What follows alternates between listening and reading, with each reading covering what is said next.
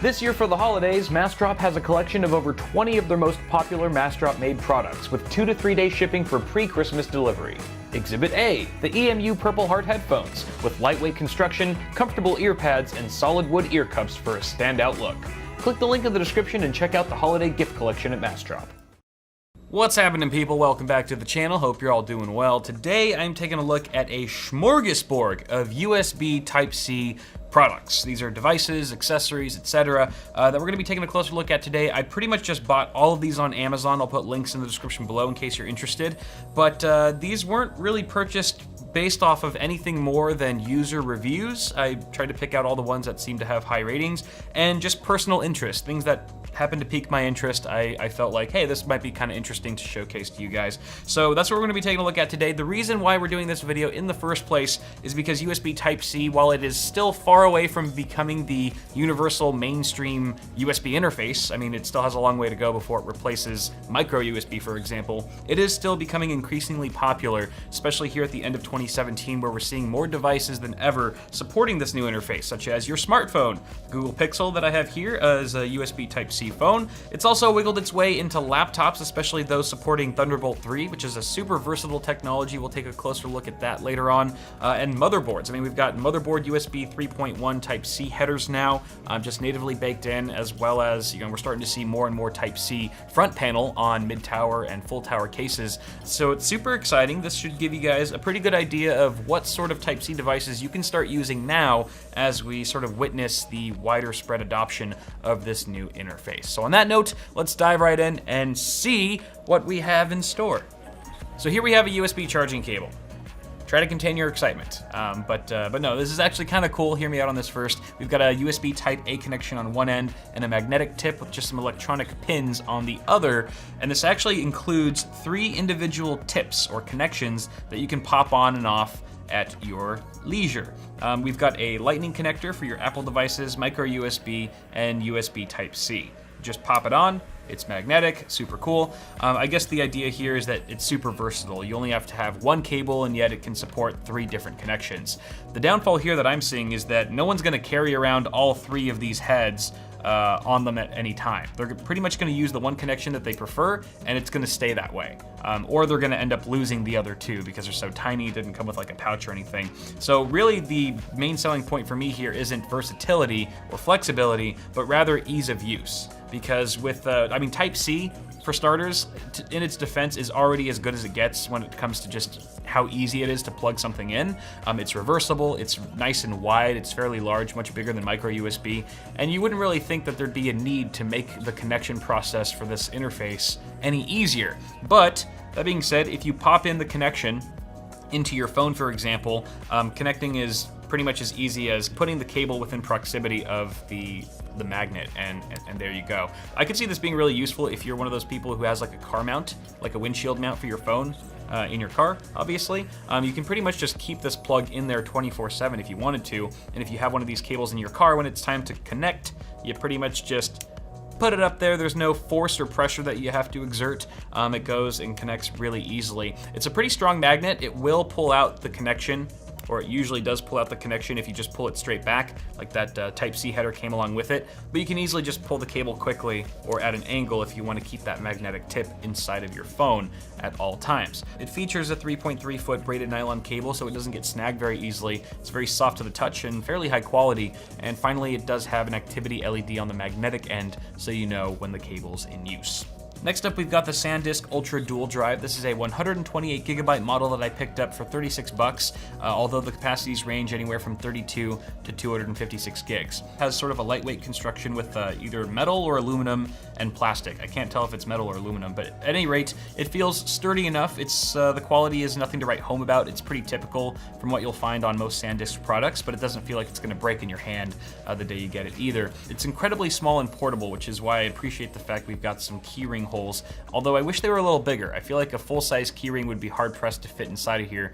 What I like about this drive is that it has dual retracting connectors, so you've got USB Type-C on one end and Type-A on the other, depending on how you switch it. And this is going to be supporting USB 3.1 Gen 1, so only 5 gigabits per second here, unfortunately, but it is hitting the advertised speeds of 150 megabytes per second reads, and I believe it was getting around 60 to 70 megabytes per second writes, so not too terrible. Honestly, for the price, it's a fantastic little drive, and I would highly recommend this. Honestly, I'll probably be putting it on my own keys when I get a chance. Lastly, in case you guys were wondering, yes, this does support OTG or on-the-go technology with supported devices. So if I had my Pixel 2 here, I could pop this guy in and pretty much watch any movies or listen to any music that are saved on the flash drive straight on my smartphone. Moving on, we have a 5-in-1 USB Type-C adapter. This is going to be a great accessory for those of you who are on the go who have a laptop with a Type-C connection. Obviously, we have a Type-C connector on one end, looks to be gold-plated, and that's actually attached to this short cable, relatively short cable that is not detachable. I'd actually prefer it that way for smaller accessories like this, so you don't accidentally bring the hub and forget the cable at home. You never find yourself SOL in that regard. On the hub itself, we get two USB 3.0 Type-A ports that support both charging and data transfer. Alongside that, some card readers for SD, micro SD, and TF cards, and finally an HDMI out that's capable of outputting up to 4K. I believe it's at 30 Hertz, however, because I would assume that this is an HDMI 1.4 port. Altogether, a nice little device. It's made of an aluminum alloy, fairly lightweight, again, super portable, easy to just sort of throw into your backpack and go. Now, if you happen to be a proud M.2 NVMe SSD owner and your old M.2 SATA-based drive has been sitting there collecting dust, this product might help you repurpose that for better use. This is the WiiMe M.2 SATA-based external enclosure that helps you convert an M.2 SATA-based SSD into an external flash drive. It's fairly straightforward. There's a PCB inside of here with an M.2 B key mount, so only B key SSDs will work. Fortunately, it does support the full gamut of 30, 42, 60, and 80 millimeter drives, but again, it's only going to work with SATA-based M.2 drives, so don't bother putting an NVMe drive in here.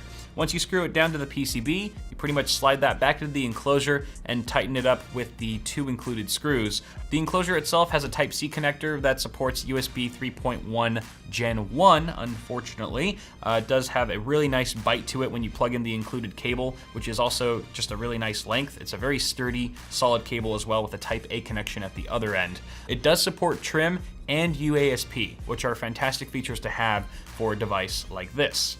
Now, I know what you guys are thinking. Kyle, what's with all this USB 3.1 Gen 1 crap? We want to see the Gen 2 stuff. Give it to me. I hear you. I hear you, fellas. And ladies, any ladies out there? Maybe? Okay, no, it's cool. So for all you Gen 2 fanatics out there, this may interest you. It's basically a simple expansion card that outputs to a pair of USB Type-C 3.1 Gen 2 ports, capable of outputting 5 volts and 2 amps.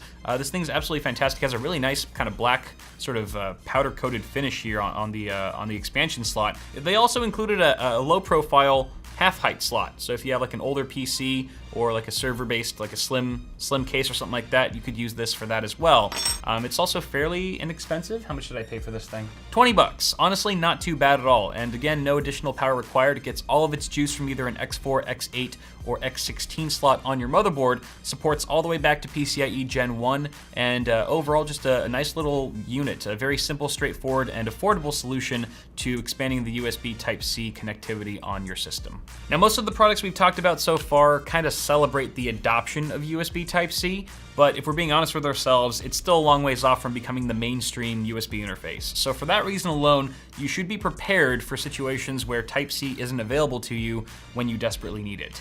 Me, for example, I have a Google Pixel 2 with a Type-C connector for charging, and whenever I go somewhere, I usually have a Type-C to C cable on me, but not everywhere I go actually has a Type-C supported charger. Whether it be a wall adapter or someone's laptop or computer, Type-C ports just aren't available very much right now. So for that reason, I picked up this mini Type-C female to USB Type-A male adapter to sort of fix that issue. It supports 5 amp charging and data transfer. It's made of aluminum alloy and all that jazz. I mean, at the end of the day though, it's just a simple adapter that I feel every avid Type-C user should have in their arsenal. You know what I like even more than that adapter though? These adapters. These adapters are awesome. This is a micro USB female to Type-C male And the reason why this rocks is because I guarantee you if I ever went over a family member's house or a friend's house, none of them would have anything that I could use to charge my Google Pixel, or any Type-C device for that matter. They probably don't even know what it looks like. But this is great because I guarantee you they would all at least have a couple micro USB cables, because it's just so widely adopted at this point. And with one of these, especially the fact that it's keychained, means you'll never leave home without it. It can just be on you 24/7. It's gonna be a complete lifesaver. I'm planning to put one of these on my personal keychain as soon as this video is over, because I know sooner or later I'm gonna have to use it. And it's fantastic build quality. Even the chain's really not too bad. Even if it does happen to break off or something like that, it comes in a 4-pack, so you have plenty of backups. And last but certainly not least is this USB-C triple display docking station from the folks over at Pluggable. This thing's super cool because it sort of showcases the full extent of what USB-C is capable of, especially when you pair it with a technology like Thunderbolt 3. It really opens up a lot of possibilities. For example, if you have a supported Thunderbolt 3 Type-C laptop, you could take a single USB-C cable, run it from that laptop to the docking station here, and from there you have a wide list of various I/O that you can connect to. For starters, at the front, you get mic and headphone jacks, those are both 3.5mm, a single USB 3.0 Type-A and Type-C port at the front. On the back side, you get an additional 3 USB 3 Type-A ports, gigabit Ethernet port, and 3 video outputs. 2 of these ports can handle either 1080 at 60 Hz or 2560 by 1440 at 50 Hz. The second HDMI port that has the white background can output 4K at 30 Hz. Unfortunately, it doesn't do 60 Hz. That would have been nice, but again, this isn't really targeted at enthusiast gamers or anything. This is more for productivity and web browsing and things like that. The docking station also provides up to 60 watts of power, which means it can actually charge your laptop while it's being connected without any additional AC adapters. I mean, let this all sink in for a second, guys. A single USB-C cable is driving 3 displays, one of which is at 4K, a multitude of USB 3 devices, sound, and it's charging your laptop all at the same time. I mean, if you're looking to convert your laptop into the most desktop-like experience, save for, any gaming capabilities really, then this is pretty much the product that you want. And I really haven't seen too many alternatives like it that have been reviewed quite as highly. So again, guys, if you want to check all this stuff out, it will be in the description below. Before you guys go, let me know which one of these products was your favorite. Did anyone stand out to you over the others? Do you plan to buy anything that you saw today? Let me know in the comments below. Apart from that, be sure to toss me a like on the video if you enjoyed it, and feel free to subscribe to the channel for more tech stuff coming at you really soon. You can also watch this video and others like it a week early on Floatplane. Go ahead and check that out. I'll leave a link in the description below. Have a good one, guys. I will see you all in the next video.